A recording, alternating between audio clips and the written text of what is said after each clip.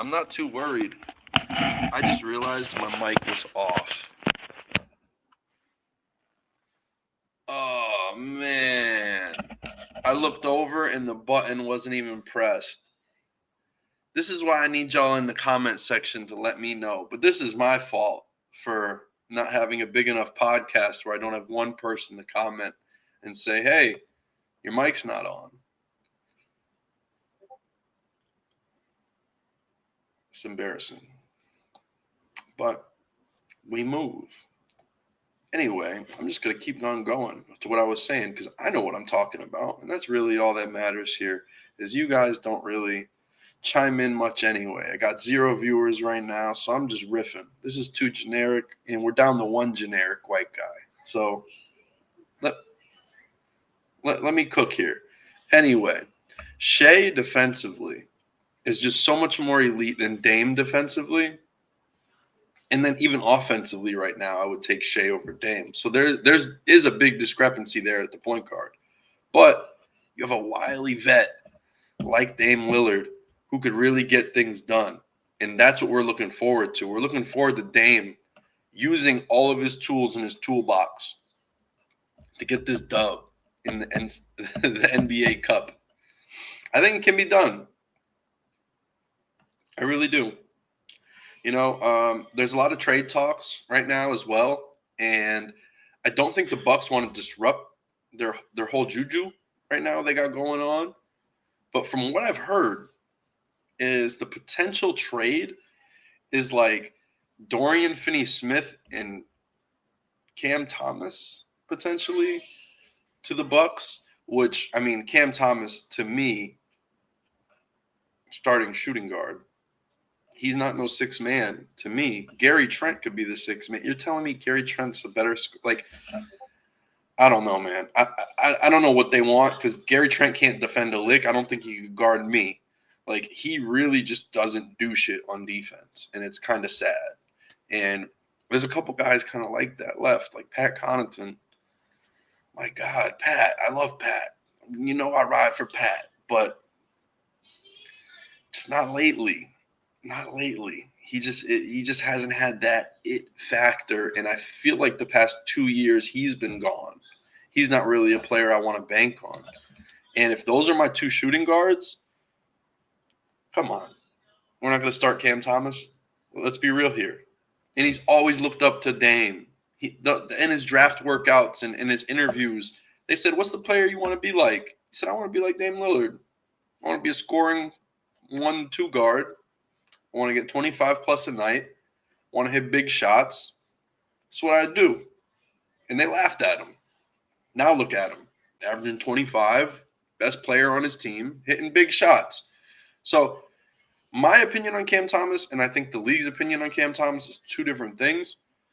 But it's funny he's in rumors with my team, and I'm CT obsessed. I'm Cam Thomas obsessed because I truly believe I'm like this is the biggest travesty of the NBA right now. Is they'll talk about anybody, bro.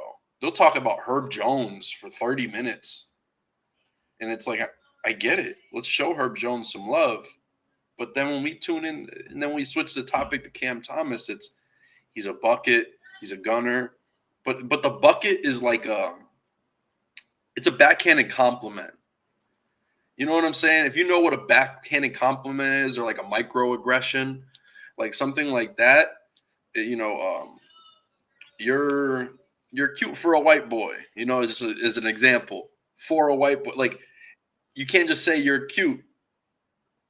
I'm just giving a completely irrelevant example, but saying like someone, if someone girl comes up to you, some whatever girl comes up to you, comes up to me, says you're cute for a white boy. Right there, I'm like, I gotta add that last part. Why can't I just be cute? Why can't I just be cute? And that's how I feel like it also when they talk about Cam Thomas is when they say, oh, blah, blah, blah. He's a bucket, you know, he's a heat check guy. He's a microwave scorer.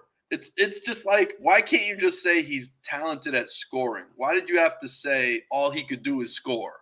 Like the way they sum him up and they just try to say it, it's like it's derogatory in a sense, and everybody knows what I'm talking about because they don't give Cam Thomas compliments. They say he's a gunner.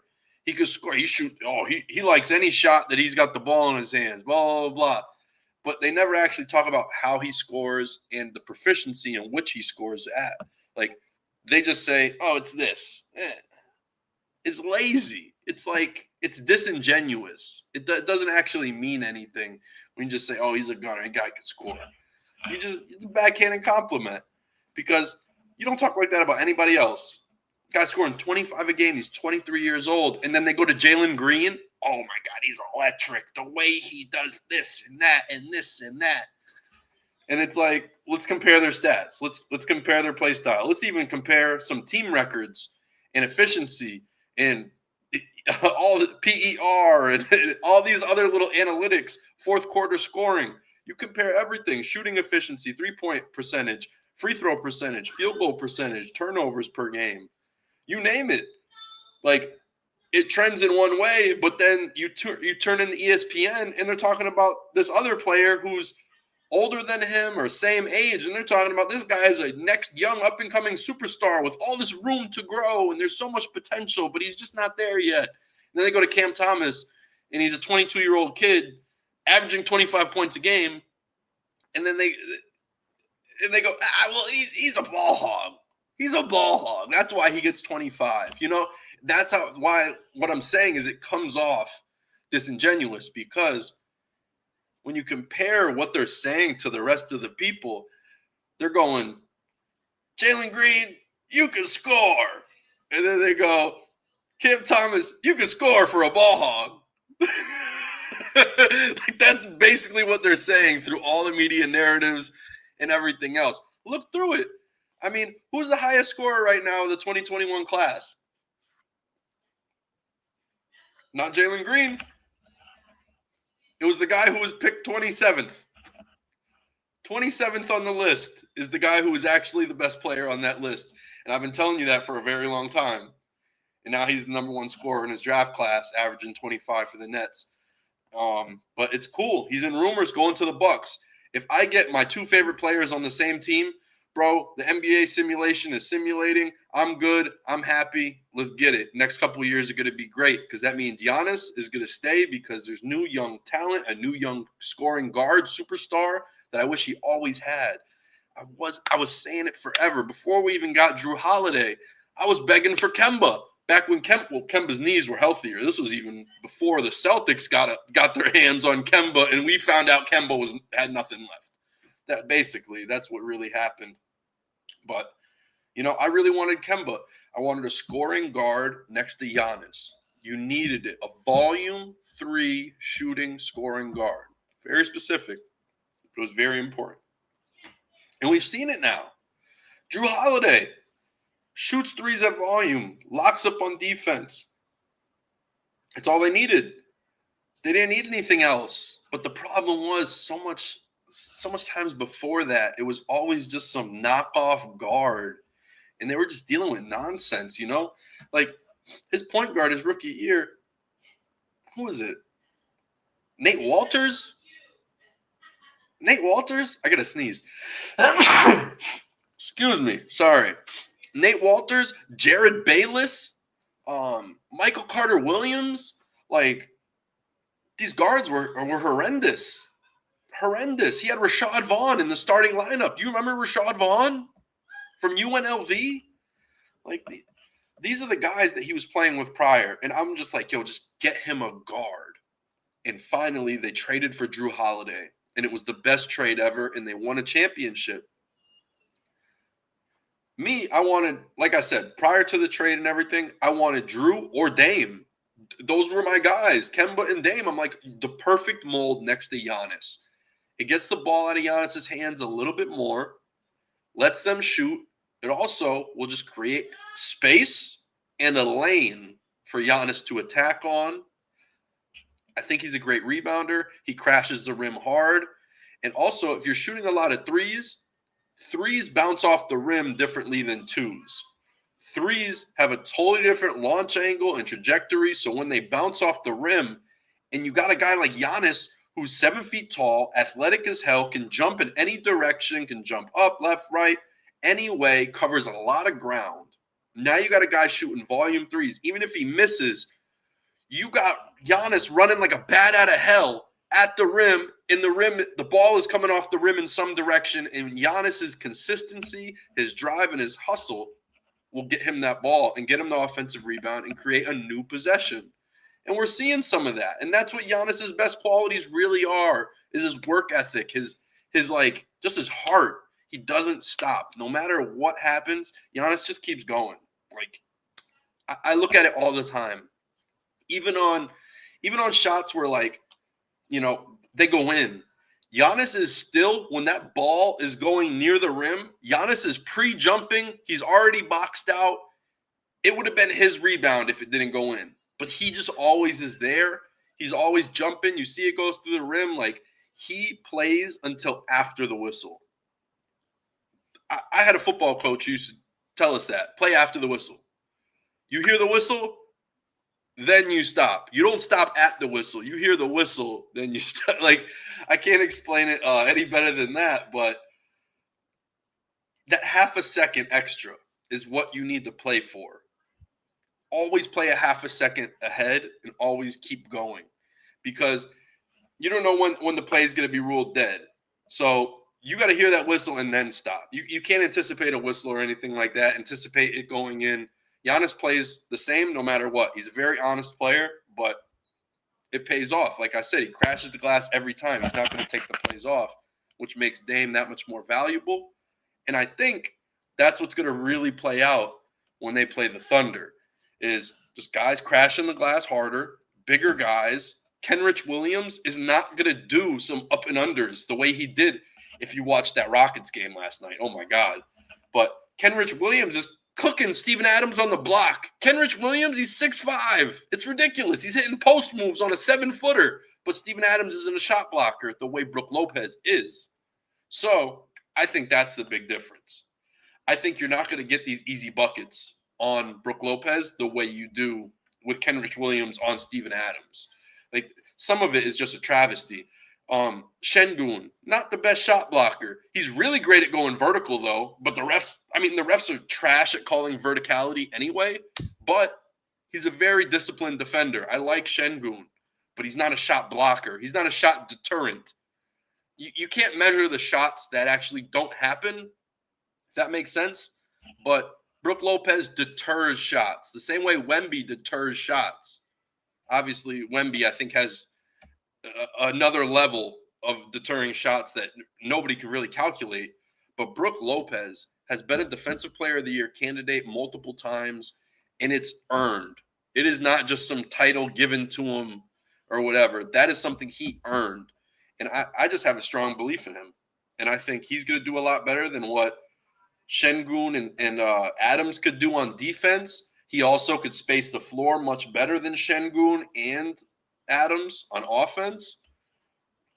It just changes it, And, like, they could pack the paint on the Rockets. They can't pack the paint on the Bucks, because Taurean Prince will let that thing fly. AJ Green will let it fly. Dame Lillard will let it fly. Brook, Chris Middleton, like Bobby Portis.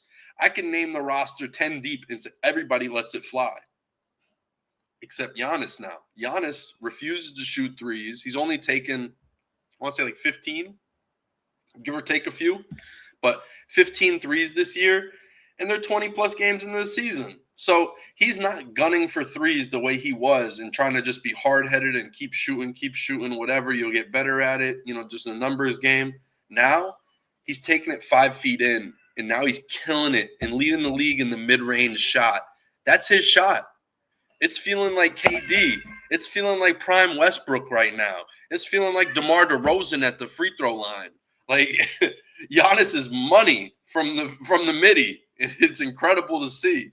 So, I don't know. I think the Thunder are in for a rude awakening. I think a lot of people think the Thunder are up next. But I think it's Dame time.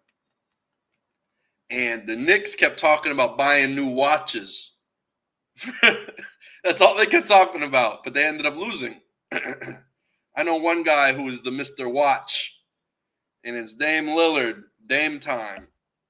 So that's what I'm guessing. Dame Lillard and the Bucks win the NBA Cup. It's okay if I'm wrong, but that's what I think. But I will say the Thunder they got some shit. They really do. They got a lot to battle with. You got Shea, obviously. I was just talking about him. J Dub is absolutely incredible. Like you can't even fathom what J Dub does because he does it all. He's a point guard sometimes. Sometimes he's a power forward. Sometimes he's everything in between. And he's got skills from every single position that he brings to every other role too. If he's got to run the point, Shea's on a break, whatever happens. Like I literally, J Dub can do it all. I love J Dub. J Dub is like a my player character that you made up, and you want him to have not turned up sliders on everything, athleticism, ball handling, 3-point shooting, strength, rebounding, like. You name it, this is J-Dub. And it's kind of crazy because I feel like J-Dub came out of nowhere. He was at Santa Clara. He was a transfer student. Not many people knew him, seen him coming. I don't watch much Santa Clara games. I can't even watch Santa Clara games if I wanted to. Now I live in California as of last year, but my whole life, I mean, how would I tune in the Santa Clara games? Let's be real. It's not on local television for me in Massachusetts. It is very hard to actually break down Santa Clara games and watch, 379 Division I schools play. That's just real shit. It's hard to see them all. But during the recruiting process and for the whole, off season where I have months of time to just dedicate film crunch and just watch a whole bunch of film of the NCAA players. Now you got OTE, Overtime Elite. You got overseas players you got to watch. You got the G League Ignite for the past 3-4 years, which is defunct now. There's just a lot of film you got to crunch. But what I seen from J-Dub at a college level, I was like, what the fuck? Who is this guy? Where did he come from? It must have felt like what Scottie Pippen felt like when you're trying to recruit him out of Central Arkansas, and you're like, he doesn't look anything like anybody else on the court. He doesn't play style or body type. Like, this guy's not in the same class as them. And that's how it looked in college. And it kind of gives you a little cause to pause. And it's like, then why is he here and not at Kentucky or anywhere else? But, sometimes people just go under recruited. Some people hit growth spurts at certain times. Some people have different learning curves and they pick up on some skills later, or just maybe wasn't noticed, or maybe they had a bad game when the recruiter was there and he never even noticed them in the first place. And he's got to keep an open mind during that process. And J-Dub has just gotten better and better and better and better, and just, overcame every obstacle and every barrier that you kind of set on him and say, this is how good he could be. He overachieves. And I like that about J-Dub. So I'd say the Thunder have a lot of talent. You could have Isaiah Joe just get hot out of nowhere. As I said, Kenrich Williams was cooking a little bit, but I don't think he's going to cook against the Bucks. I like the squad. It's a good squad, but Bucks in 6, if you get the reference. Moving on, I do want to talk about the UFC a little bit from last night. Here, let's switch over. I can share screens. UFC events. So let's start off in the prelims. Was there anybody that really stuck out? Oh, my girl, Miranda Maverick. We love Miranda Maverick. Elite. She won last night. Oh, my God. One fight that I loved from last night. Sean Woodson, he's been looking great. Win after win. He's always slumping somebody. He's a great fighter with his hands. I'd say the only thing I worry about is once, he gets to a level where it's wrestlers. And I don't know if he's got it like that for the wrestlers. I think Sean Woodson's on another level striking. But, yeah, the wrestlers are scary for him. See, he's facing these guys that don't even try to take him down. He's just beating them on the feet. He's hitting you 2 times for every time. 1 time you hit him. He rolls well. He's got good shoulders. Just like the way you watch, like you could just see the way he fights. All his timing and everything is perfect. I like Sean. I was surprised on the Miles Johns with him losing here. He did lose the fight, but I actually thought he looked decent in his past couple fights. I thought he could have maybe pulled this one out. Michael Johnson, the vet, comes back, slumps the dude in the second round. And Michael Johnson's got a couple great knockouts. One most memorably on Dustin Poirier. That right hook was vicious. And then Michael Chandler actually posted it recently, and Dustin Poirier and him got into a little back and forth on Twitter because he's like, bro, you suck. You've been 2-4 since you got into the UFC. You can't be talking shit. Which is kind of true. You know what would be an interesting matchup? What does Cub Swanson weigh? Cub Swanson and Michael Chandler. Let's see them square up. Next, Navajo Sterling comes in and he beats Tuco Tucos. Yeah, it was just he beat him on the feet really bad. Sterling is known for his striking, and I've actually seen Tuco Tucos fight. I don't even believe. I thought his first name was like George or something, George Tucos. I could be wrong. But I've seen him fight on the local circuit, and I actually know people who know him personally. I actually watched him fight and get knocked out. It was an Asian dude on a local circuit. I don't know. I didn't believe he was gonna win. I don't think he's gonna go too far. Just my opinion. Not to be a hater. I've witnessed them a few times. People were saying, "Oh, he's gonna be the next up and coming dude." I just don't think he has the stand-up game for it. For the weight class he's in, there's guys with a lot of power, a lot of length, and I feel like he has problems with both. And yeah, I feel like on the local scene, he had the physicality. He was a little bit of a weight bully.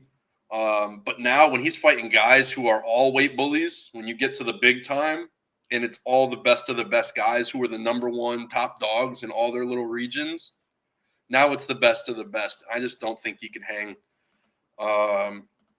Man, the Dustin Jacoby knockout was vicious. And he just got slept too. Comes back and knocks somebody out. It's a 40-year-old man. Usually when the 40-year-olds, the older guys, they get knocked out, they don't come back with a vengeance. They usually come back scared, a little hesitant, and they're a little slower than they used to be. But Jacoby, hell of an athlete, just came back, slept Victor Petrino. Manel Kape, he got the knockout, or the TKO, I should say. But the guy who fought last week, Kai Azakura, who fought for the title, Kape actually beat him. So I think Kape has the potential with this win. Maybe he fights Kai Azakura on his next fight, and they settle their score because I believe Kai Azakura beat him the first time they fought in a decision, and then Kape knocked him out the second fight. So now they're back in the same fight club. They're both fighting for the UFC now instead of fighting for the one championship over there in Asia. Now, settle the score and see what's up. If Kape wins, he should get a title shot the same way Kai Azakura got a title shot. And if he beats Kape, then Kai probably needs one more win to kind of get polished back up and to make him feel like he could be a contender. Because he gave up his belt over at 1. He was the champion. He gave that up to go fight in the UFC to be on the top tier, see if he could win that title too. Obviously, he got choked out in the second round. But let's see what could happen. Cub Swanson. This is somebody. Hold on. I got to see what. He's at 145. Yeah, I don't know. I don't think he could fight Michael Chandler unless Chandler would climb up. But then we see some. I don't know. But I just feel like he's 41. Chandler doesn't even look like he's in the best of the best position anymore. I would think, why not throw him Cub? See what's up. If he beats Cub, then he's still got a shot. But Cub's a dog. So you got to watch out at all times. That dude really works hard. I mean, at 41, he still looks really young. He doesn't look like he's 41, Most of these guys look rough, like they got put through a blender. I mean, he's still got a pretty good hairline. I know his ears are a little jacked up, but most of these guys look rough by 40. Like, look at Colby. Colby didn't look like Colby. Anyway, the Buckley fight, Kobe looked slow, and his wrestling isn't there anymore. Buckley's too strong. He's a great wrestler, has a good base, and just up top, he's way too strong. So if you try to get a position on him, I just feel like he has a great way to just push out of it because he's so big up top and has good footwork and sprawling. So, like, Buckley's a terrible matchup for Kobe. I felt in every way. I felt like the wingspan was off. Kobe just wasn't really getting those jabs inside faster, and the timing was off. So I just think Kobe's older and his time has passed. And it might even be that he just was fighting out of his mind against Usman and just playing above and beyond what he really was at the time. And now he's falling off. And we'll see if he could come back. But it looks like Colby Covington's fight career is now on the demotion. You know, they call it a fight promotion. This is what Chael Sonnen always says.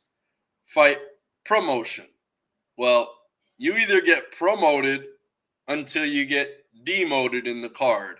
And Colby's at the highest he will get for a promotion. He is on the demotion path now. There's only lower to go. He can't go up. But Buckley won, so winner stays. So winner stays. He is still a main event, co-main event guy. Colby Covington will now probably be a third fight of the night, maybe even opening fight of the night on a pay-per-view, something like that. So it's going to be really interesting to see, but it seems like, that's it for 2024. I don't think there is another UFC for the rest of the year.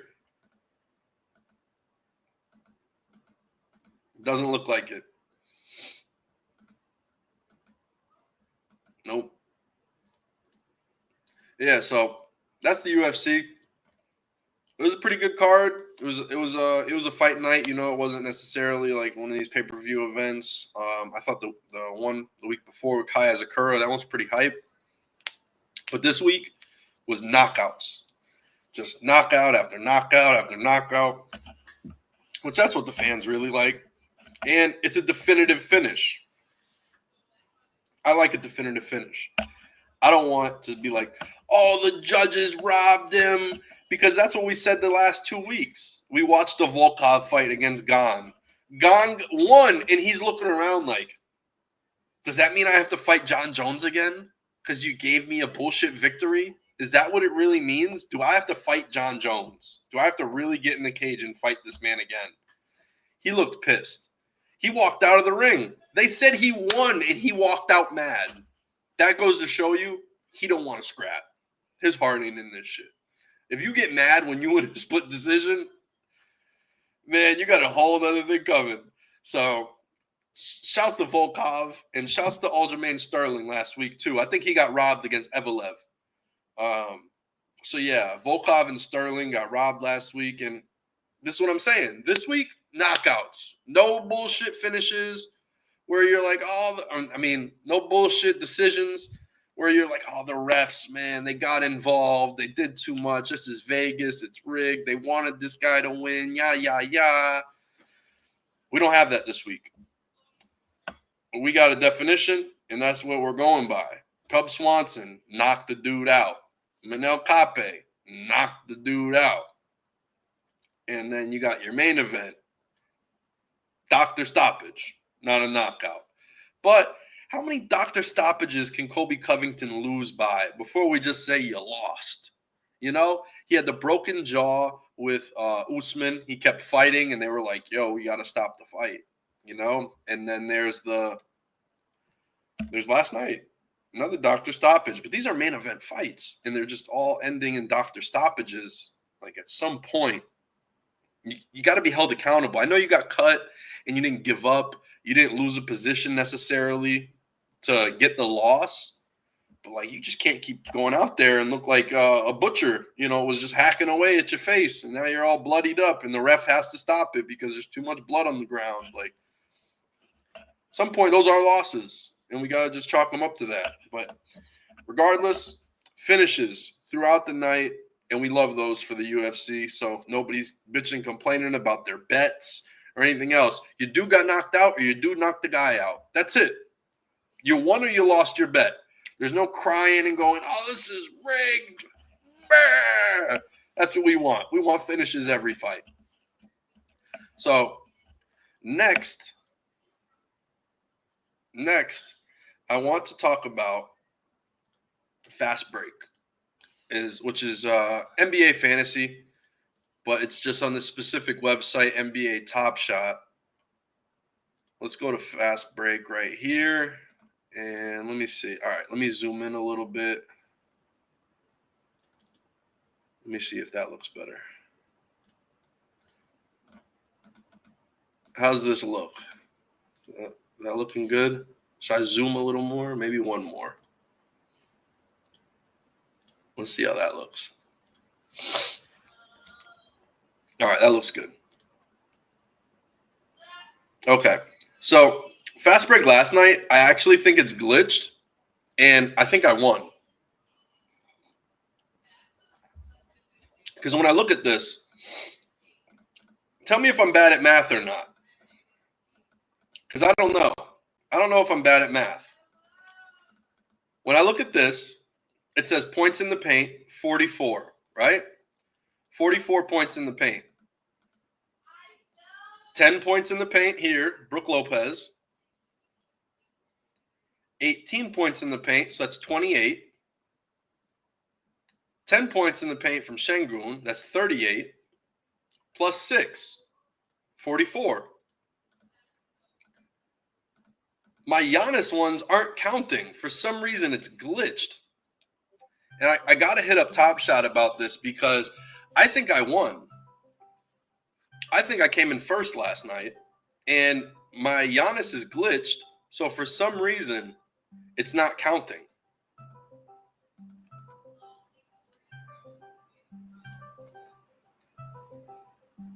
Hold on. Hawk's calling me. You know what?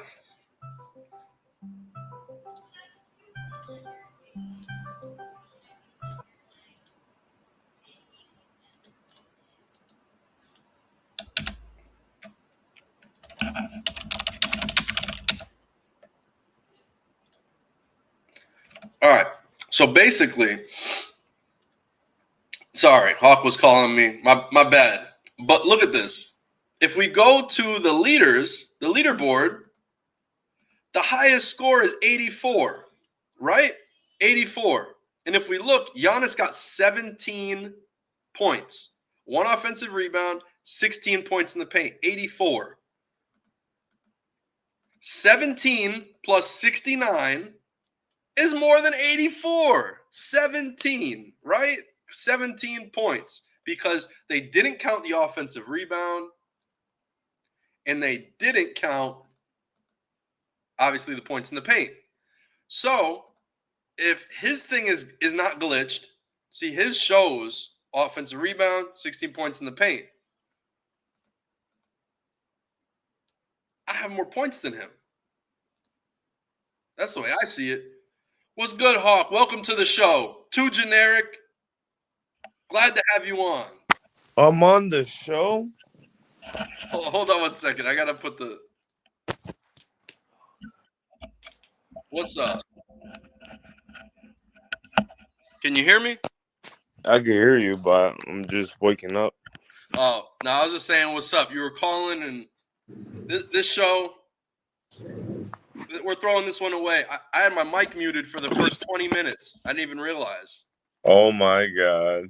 It was bad, bro. It was real bad. If Richie was here, he had to call out. He had to call out of work because, I mean, he didn't call out of work. He had to call out of this work because he had Amazon. So I was like, whatever. Then I started talking, everything, and it was all muted. So this one is a throwaway pod at this point, but I'm calling BS. I don't know if you were tuned in before, but if we add up all of these things, the best score, Top Shot glitched my Giannis Antetokounmpo thing, and this is his stats from a few nights before. I don't know why it shows this, but I added up points in the paint, so it's 10 plus 10 is 20, plus 18 is 38, plus 6 is 44, and it's showing 44 points in the paint.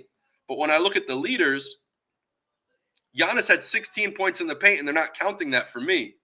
And the leader is 84 points. The thing is if we add Giannis's 1 offensive rebound and his 16 points in the paint, 69 plus 17 is 86. Which means I had the number one the lineup out of 5,000 people. And for some fucking reason, when you look at my lineup, it's glitched. Giannis has 15 field goals made instead of points in the paint and offensive rebounds. So it's not counting the stats. And in all actuality, I won last night.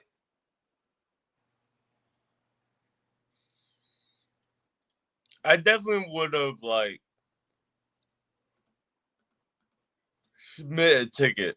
Right? I got to submit a ticket because I did the math and I know I came in first. It says if you know for sure something like this, I would submit a ticket. All right, yeah, I'm submitting a ticket next. As soon as pretty much I get off the pod and everything, I'm gonna just send them a little email or something. But yeah, I came in first out of 5,000 something people, and I'm like, they're robbing me right now. Yeah, so I don't know. That just happened. I just had to call it out. I came in first in my fantasy thing out of 5,200 and 5,521 people. So this is my lineup for tonight. Let's see if I do hit it. So it's 4 blocks and 15 free throws. I think I'll get it. Victor Wembanyama, Triple J, Jeremy Grant, John Morant, and Anthony Davis. We'll see if Anthony Davis is healthy. Then I'll have to sub somebody else in. But I think I'll keep my fantasy, wins going. But yeah, I just got an L. Took an L. It is what it is. I just don't know if the glitch is going to pay off. Because what if everybody's is glitched? But that's the thing. Is I tried to say, what if everybody's is glitched?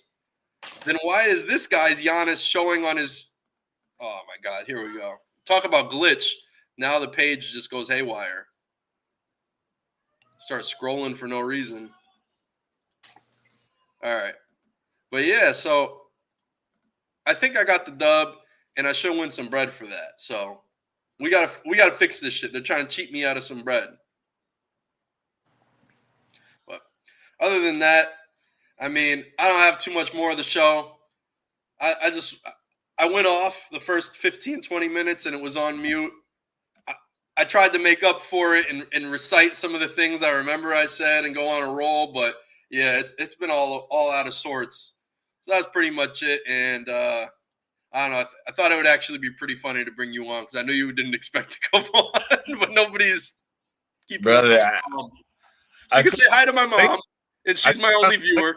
Talking about enable your camera. I'm like, what is this shit, man? Bro, I looked at myself through the camera. I'm like, I look crazy. Yeah. All right. I don't know who's this for, but I'm joining. I joined, looking at the screen. I'm like, am I on the podcast? Yeah. He said, yo, am I on the pod? You're our first guest. I'm not ready for this. It's all good. I'll give you more notice next time. But we're going to leave on this note. So normally I have my Allen Iverson poster on this wall. My cat. I'm watching the podcast. My cat ripped it. So I had it on the wall, but then I got him this new little thing because my cat always tries to jump on my lap. He tries to do the most. So I got him this little cat house so he could chill next to me while I do the pod. And I was like, oh, this is going to be perfect. He's going to love this. He's going to love it. He's going to sit right here. You know what he did? He just starts tearing my thing off. And I'm like, Sonny, no! And yeah, so he ripped my poster up. But This Sonny man's has a little going space now next to rip my the rest of computer it. that he What can the hell? hang out. We really ripped the rest of it, though. Well, I ripped but I mean, it's done. It's ripped in half. But yeah, It's capable still. this was the Iverson logo, man, ripped in half. Could have saved it. Could have Yeah, I saved know. I it. could Could have have saved you it. know. He already ripped it in the. There was like sticky stuff on the back, little like tape, but it's like sticky. It's like a little piece of gum, but it's not gum, obviously. But it's like good for walls, so it doesn't tear paint off. But I have no more sticky stuff. It's not that sticky anymore now that I tried to put it back, so it's just donezo. But I hear that. But yeah, that's my mom commented and said, "Good morning, Hawk." Good morning. Good morning. Well, all right. So that's pretty much it for the day. We're having fun with it today since there was technical difficulties in the beginning. So I appreciate everybody who did tune in. Let's send the technical difficulty video that I made a long time ago. Let's make use of this. This is your captain speaking. We'll be experiencing some turbulence. Should last more than 10-15 minutes. Flight crew, please prepare for Let's takeoff. go. A little technical. Oh, I'm supposed to be quiet. No, it's all good. Yeah. They can't hear you. When I play these like skit video, I actually made that on Canva. Nah, it looks dope. So like I found this like glitch screen, and then I put font over it that says technical difficulties, and then I looked up sound from like an airplane about to crash, and it's like, oh, we're blah blah blah, and it sounds like an airplane pilot, and then I just combined all three of them and edited it to make it look like that. But That's all right, that's all for the day, guys. For real this time. Thank you for tuning in. The two generic. This time you got one generic white guy and then an Asian guy. Two generic is named after two generic white guys. The meme that says every podcast has an athlete and a generic white guy on it. So we defied that today. We're not too generic today, but much love. Thank you for tuning in. Peace.